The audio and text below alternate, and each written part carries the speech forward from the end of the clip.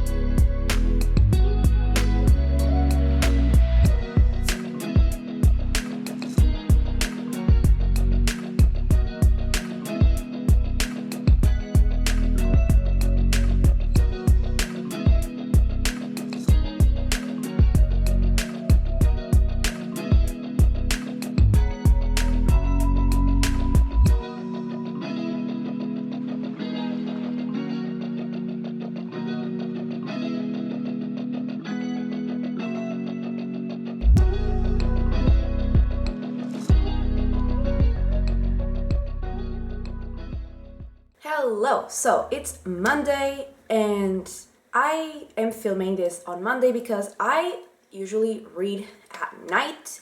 And so yesterday when I finished reading, it was around 2 a.m. and so I wasn't gonna be filming at that time, but I haven't read anything yet today, so this is all about last week. But before we get into what I read, a couple things. First, I want to say that at the beginning of the video, I was like, oh my god, I actually tanned. And when I was filming my video on Friday, like I was putting makeup on and my concealer was so much lighter than my face. Like, I mean, it's supposed to be lighter, but like it was so much lighter that I looked like an actual ghost. And like my bronzer was the color of my skin now. So I did tan. Crazy, I know. Also, I am feeling a lot better because I said that I was really sad to be home, and now I am feeling better. Like, I didn't want to read or write or even like watch anything. I just wanted to do nothing and be in my sad little bubble. But we have gotten out of that funk and we have read. And so I'm gonna start with The Fall of Babel, which I finished. I was on page 500 and something, and I think it was 511. And so I finished that.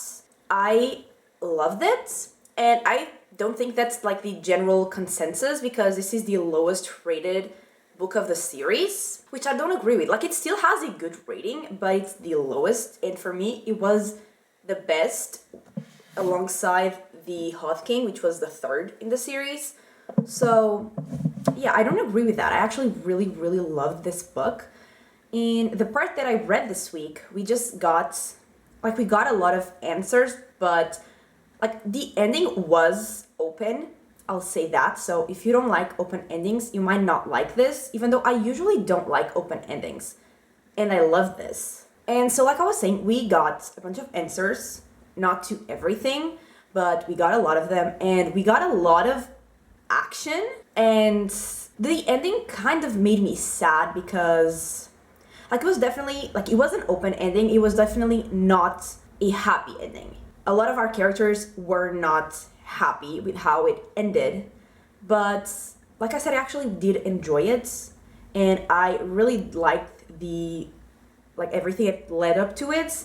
I really liked the fight scenes that were always incredible in this series, and yeah, I continue to like all of the characters really. And the ones that I didn't like, how do I say this without spoiling it? The characters that I did not like got what they deserved. I guess that could work. I mean, there was like one thing, like one character that I liked that definitely did not get the ending I wanted him to get, but all the ones I didn't like got the endings that I wanted them to get. So mostly it worked out. I really enjoyed it. I think I said, I don't know if it was in this vlog or in the previous one, that I was feeling like 5 stars for it. I ended up giving it 4.5, but still absolutely loved it. So next, I started and finished The Recovery Agent, and this was a thriller. She was, like, the main character was called Gabriella, and she was a recovery agent. She found things or people that other people wanted found. And so she was on a mission in the beginning of the book. And then she comes home and basically like her hometown is struggling financially and she wants to help. And also like in the first chapter, we learned that she might be the descendant of the Blackbeard, like the pirates. So that's a thing. And she learns about, I think she already knows about it, or her grandmother tells her, something like that, about a treasure. And so she is going to try to find that treasure to save the town. The things, like the maps that lead to the treasure, are in her ex-husband's house. She left them there. So she goes there and he finds her and they are going to do it together because he is from the same town, so he also wants to help. Also, before I say anything about like my thoughts on the book, the guy is called Rafer, but every single time the narrator said his name, I just heard Wafer. And I was like, I'm pretty sure his name is not Wafer, because, you know? And so I went to check on Goodreads, and it is Rafer. But, like, I swear to God, every single time his name was mentioned, I just heard wafer, so I could just not take that seriously. Okay, so I just went to get my glasses because I wrote some quotes down and I wanted to read them. So before she goes into Wafer's house to find the things, she's saying, I'm going to break into my ex-husband's house because my grandma talks to a ghost. And when they're already like in their expedition, basically Wafer is telling Gabriella that the world sucks, and he's like, basically we're all supposed to eat each other to survive. And then she asks, what about vegetarians? And he says, you have a point, no one wants to eat a vegetarian, maybe with bacon and gravy. So yeah, anyway, plot-wise, I didn't love this book. First of all, I didn't really connect with the characters. I didn't feel like the, I guess, chemistry, romance that they were trying to do with Gabriella and Rafer. And like the plot itself, it was interesting in theory, but I was not invested. I didn't love the characters. I didn't love the plots. I didn't love the pacing either. Like there were times, like most of the book, it felt very rushed. Also, there was one character who claimed to speak Portuguese, and I was like, oh my god, a character speaks Portuguese, but then he never did. So that was disappointing as well. I didn't dislike it, but I didn't love it either. So I'm probably gonna give it 3 stars. It was okay, like it was entertaining. I didn't feel like I wasted my time listening to the audiobook at all. Like it was fine, but it was just fine. So I'll probably give it 3 stars. And then finally, I am still reading Crossroads of Twilight. And yes, now I have my hotel wristband as a bookmark in this one because, like I said, I am okay now, but I would still much rather be there. Also, not that anyone cares, but I have asthma, and in there I actually could breathe. And I have to take my medication twice a day, and there I only took once a day, and I was like, I breathed fine. Like, it was insane. Like, is that what normal people breathe like? That was crazy to me. Also, I am constantly sneezing if I'm here or like anywhere else, and I don't remember sneezing once while I was on holiday. And my mom says that maybe it's because here I'm always inside my house and I just don't leave and I don't breathe fresh air. And she might have a point there, but also, again, maybe I should just move there. Also, when my mom was like booking the vacation, she like had to choose between being there 1 week or 2 weeks because the price was not that different, but she chose 1 week. And then when we were there, she was like, I should have chosen 2 weeks. And I was like, you should have chosen 2 weeks. And honestly, another week there would have been so good for so many reasons. But anyway, getting to the book. So I am on page 436, which means I have read 66% of it, I think. Still not a lot is happening, and I am 2/3 into the book, and I literally have like no plot really to talk about. But I am not hating it because we are mostly following the characters that I like. I mean, we had either 1 or 2 maybe chapters, maybe it was more, I don't know, maybe like 1 to 3 chapters with a character that I don't like, but it was necessary. And then we had like a random 32-page chapter with 2 characters that I don't know who they are. Like, from the context, I could tell what they are doing, what their purpose for the story is, but I don't know who they actually are. So I was like, why am I reading over 30 pages of these random people? You know? But apart from that, we followed Elaine and Egwene, who are 2 characters that I really like. And also the conversations that they are having, even though like they're not doing much, definitely like not doing really anything, but the conversations they are having, especially in Elaine's chapters, are like pretty interesting. So I'm not hating it. I'm also definitely not loving it because, like I said, there is nothing happening. And probably I would, like right now, I would give it 3 stars as well.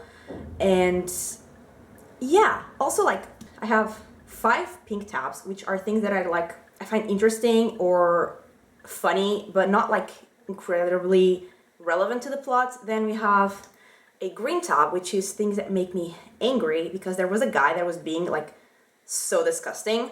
And then blue is things that make me sad, and orange is things that are actually important to the plot.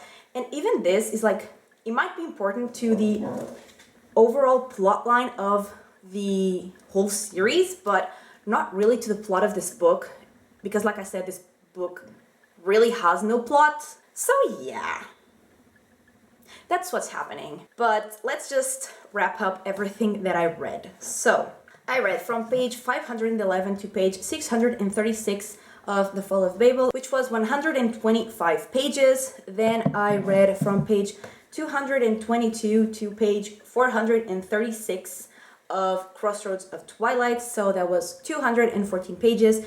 And then I read the whole 320 pages of The Recovery Agent, and that gives me a total of 659 pages. So yeah, that is everything that I read this week. Definitely not my most successful reading week ever, but certainly more successful than last week. And yeah, this is everything for this weekly reading vlog. I hope you enjoyed it, and if you did, give it a like and subscribe, and I will talk to you next time.